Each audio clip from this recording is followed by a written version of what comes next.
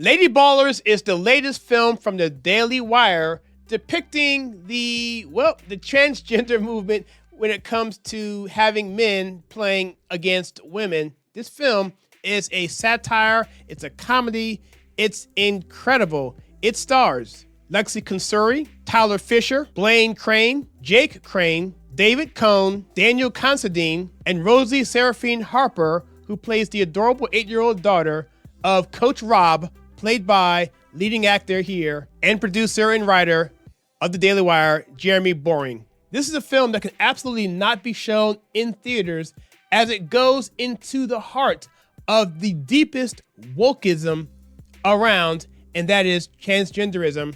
And I can't wait to talk about this in my next conservative take.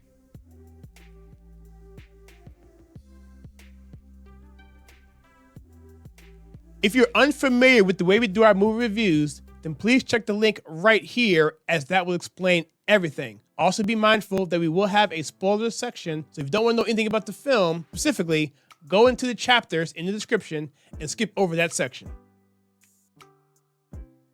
Lady Ballers is Daily Wire's 5th film overall, but their first comedy, and I personally cannot think of a better way to kick off that genre than with a film like this.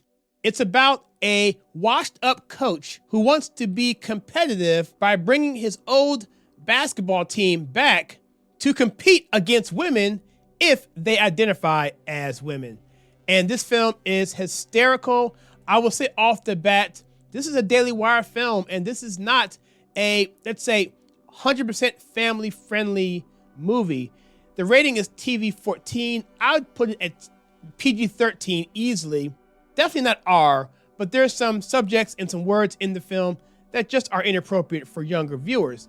However, when you get into the actual movie itself, the things they do in this film that may seem offensive are there for effect, and I'll explain much of that in the spoiler section as we go forward. So as the story goes in general, I gave you the basic plots. I'll tell you a little bit more in the spoiler section. However, it is a film that is a satire. It throws you back to an era where you can make films like this, like Blazing Saddles, like Airplane, and even as recently as a movie like Naked Gun or Robin Hood Men in Tights. These films had some social commentary in them. This film has pretty much 100% social commentary because the left has put conservatives in the position to make films like this to actually showcase the hysteria of what they're trying to do in the agenda, and how no one can talk about it because the emperor has no clothes, and if you do it, you are a transphobe bigot. So for the story, I'm going to give this a 7, and as we go forward, you'll see that this film is a very, very important film because it brings out issues and topics that simply just can't be talked about, and that's why I love this film. For the emotional impact for this film, I'm going to give it a 7, mainly because I laughed out loud, and it was very, very enjoyable in that regard. It was shocking in many ways, and it's also a touching point in the film that I'll mention in the spoilers section for that as well. So a 7 for emotional impact. You may remember a film back in 2008 called An American Carol. It was by David Zucker. It starred Kelsey Grammer and Leslie Nielsen. And it was a film that was a satire on the Michael Moore films. And it tried to do what this film here does. And that is put a negative spin on the left in a way that's funny. But this film does it in a masterful way. And again, I can't say too much without getting into the spoilers, so wait for that. And that's why this film gets a 10 for intangibles, because it does a masterful job of putting together the satire, but making characters into certain principles that we see every day, like narrative, like cancel culture, like greed and envy and all of those sorts of things. And the emperor has new clothes. That whole narrative and mindset is all there. It's subtle. And if you see it, you definitely understand it. Things as simple as toxic masculinity is in there as well, in a way that shows you why that is and why it's not that big of a deal. And also, the musical score of this film is actually very good because it harkens back to a time that the target audience, I believe Generation X, will actually identify with, because you hear whimsical jazz, which reminds me of the Charlie Brown Christmas special in some scenes. And also there is the vibe of 80s nostalgic music in the background as well. And so that's why I think this film really hits on certain points. And I'll also be remiss in saying about the acting ability of Jeremy Boring. He definitely holds the screen, which I was surprised by. He pretty much commands the entire project. And the way he has the deadpan look, how he's able to have that sarcastic approach into what he's doing, you can kind of feel his pain in different scenes when things happen to him. I think he does very well there. His timing is very well spot on. There's one part in there I thought it was a little bit weak in his performance, and that was dealing with his daughter. But that was a dramatic type of style there, which I'm not sure he was actually able to deliver. However, that's kind of nitpicky because this is a comedy film, and he could have been playing it in that way for us. I don't know. But overall, I thought he did a really good job. The cameos in the film were fantastic. I won't mention any of those until the spoiler section. And I can go on and on and on. I thought the supporting cast was pretty good. I thought the screenwriting was good in terms of the jokes. I thought most of those landed. So yeah, this movie has a intangibles of 10, but mainly because of the messaging, as I mentioned before, and how they're able to take that satirical aspect and put it into something that we can all relate to, as various characters and points all play into a particular plot point of what the message is trying to get across. I think it's absolutely brilliant.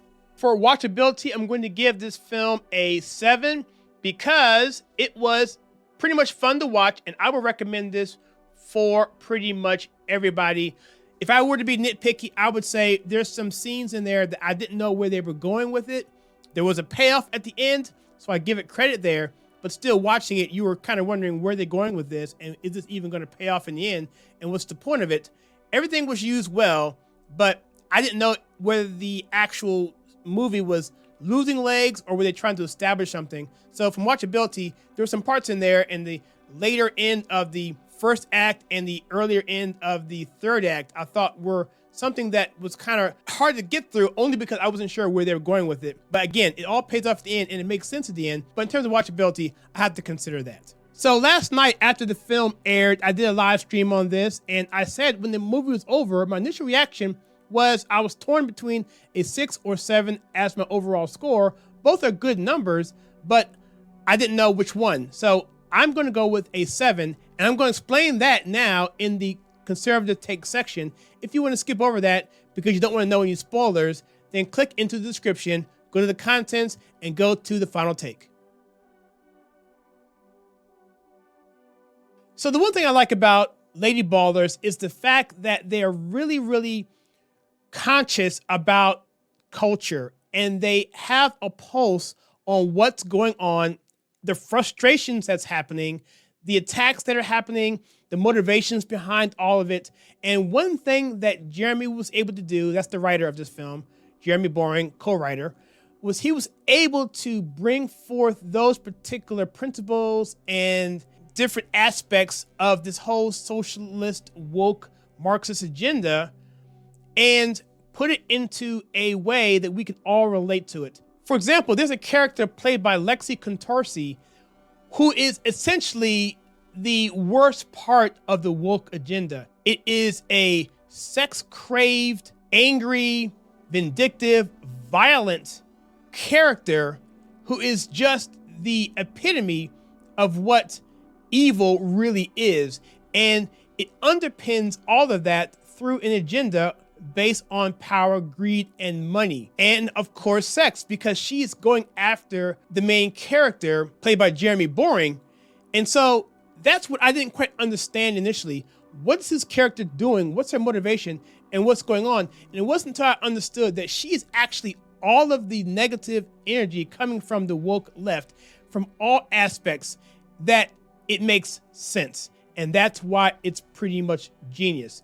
And so there's also things in here as well, I mentioned quickly, dealing with issues like toxic masculinity. You see the boys who are doing childish things, running up and down the court, playing pranks on each other, punching each other out, doing things that you would see an adolescent male do. And I'm wondering, why are they doing this and why are they showing this? And I think part of that is because they want to show that, first of all, it's just what boys do, and it's essentially harmless, but also to paint the picture when it comes to the payoff with Rob's daughter, who wants to become a boy because she thinks that boys always win and everything. Her dad tells her, no. Women have a place, and in many ways, it's so much more important than men, because without women, we can't have civilization. And men are just doing what men do, and it's kind of silly and all this. And so don't worry about that. What your place in this world is way more, I wouldn't say important, but just as important. And I think that was really, really good, because we hear about toxic masculinity all the time, but really it's just a matter of boys being boys and exerting energy and testosterone, which is what is going on there. And also, if you flip side on that, the team started to do worse as they identified more as women. They were becoming people that were not able to compete at the level they were earlier, because they were getting too much into character of these men who were trying to act like girls or betray themselves as girls, and doing so caused them not to play quite as well. That's also another thing you could probably bring up as well. Another cool aspect of this film is the relationship between Rob and his daughter, who was played brilliantly by Rosie Seraphine Harper. Wonderful job there. His daughter is kind of running all of this through in terms of the woke narrative and introducing that to her dad, because she's learning it in her school. All these different principles about transgenderism, about communism, about how that's better than capitalism, and all these ideas that wasn't there for the older dad, who was a Gen Xer and was totally oblivious to him. And so he came up with this idea to take advantage of that so he can go and become competitive. So that's pretty interesting as well. I like the fact that they were able to bring things together and have Coach Rob get back with his estranged wife and the daughter. And so family became the center point of all this. And the end of the film, the payoff, essentially, which I really shouldn't even say here, just go see it for yourself. I won't spoil it here. There's no need to spoil the whole movie.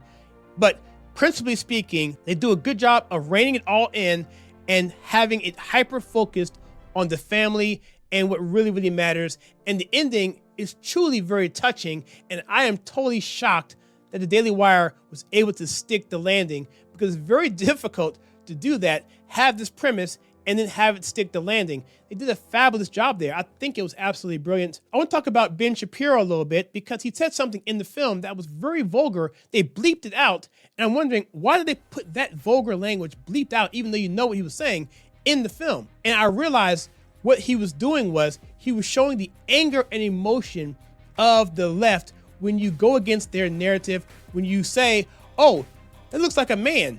Well, no, that's a woman who is brave and courageous and all of that. And so his response was that cancel culture, negative, vehement anger that comes from the left. And that makes perfect sense when you look at it from that standpoint.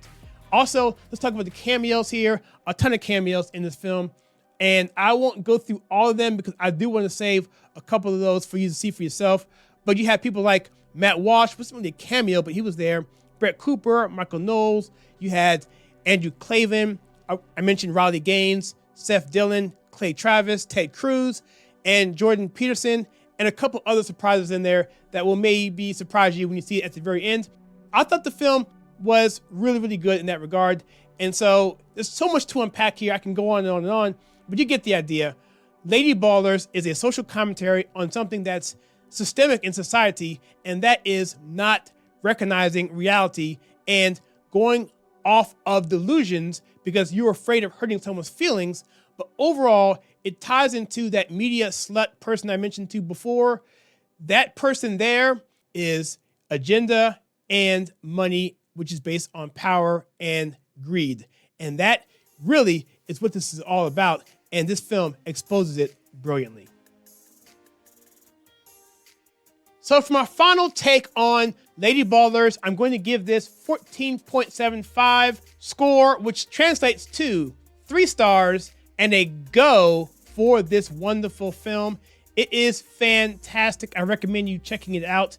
It's a throwback to the older films like Blazing Saddles and Naked Gun, where they're giving you a hard message through comedy, and it's pointing a lens right at the left, and it's going to make them extremely angry and uncomfortable, because satire has a way of showing you absurdity, also showing you an absolute truth of what is going on. This film is great. It's brilliant. And as I mentioned in my conservative take section, it goes into other levels too. And I think it needs to be shared, because this is something that you can talk about amongst your friends at the water cooler. What do you guys think? Are you going to see Lady Ballers? If you do, let me know in the comments. If you have seen it, what do you think about what I said? And what did I miss? I'm curious to know. And until then, guys, I will see you in my next conservative take.